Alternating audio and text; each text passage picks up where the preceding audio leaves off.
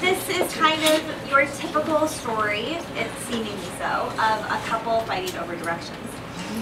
So my fiance and I have very different viewpoints on directions.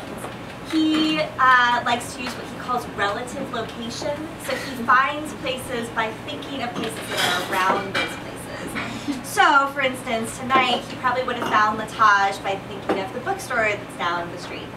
Which seems great, but what if the bookstore moves? Or what if, suddenly you can't remember where the bookstore was?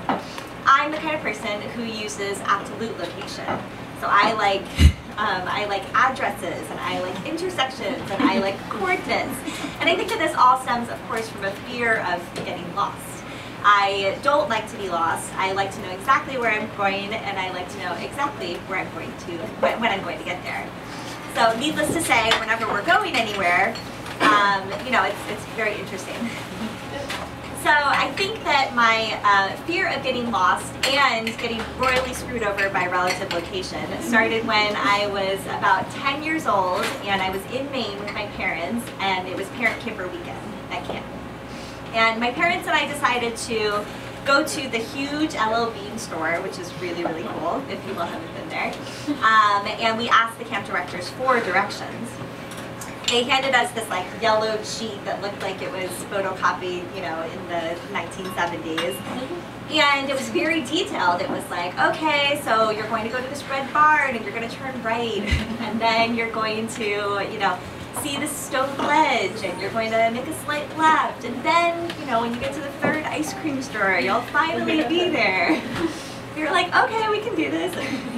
But it was, the mid-90s, so we, of course, there were tons of red barns because we were driving on, main country roads, and there were, there were a lot of stone ledges, and there were countless ice cream places. And to make that long story short, what was supposed to take us 40 minutes actually ended up taking us about 3 hours. And we couldn't pull over. It was harder to pull over. We couldn't just pull it up on our phone. And it ended up being kind of a mess. So to this day, whenever I'm going somewhere, I really want to know exactly how we're going to get there. So whenever my fiance and I are going anywhere, I'm like, okay, so do you know exactly where we're going? Are we lost? Are we lost? And he's like, no, we're not lost. We're just not there yet. So, for instance, we were going to this noodle place in Chinatown, and I was like, well, what's the name of the place? He was like, I don't know. And I was like, well, but how are we going to look it up? How are we? And he was like, no, I know how to get there. We ended up walking around all night. And finally we found the noodle place. And he was like, yeah, I knew that it was right next to the dim sum place. And I was like, okay. But the more and more I think about it, when I allow myself to actually relinquish a little bit of control and think about how much fun we're actually having on these really long walks throughout Philly, which he knows really well. I think of what he keeps saying when I'm like, oh, are we lost? Are we lost? Are we there yet? And he's like, no, we're just not there yet. We're just wandering around.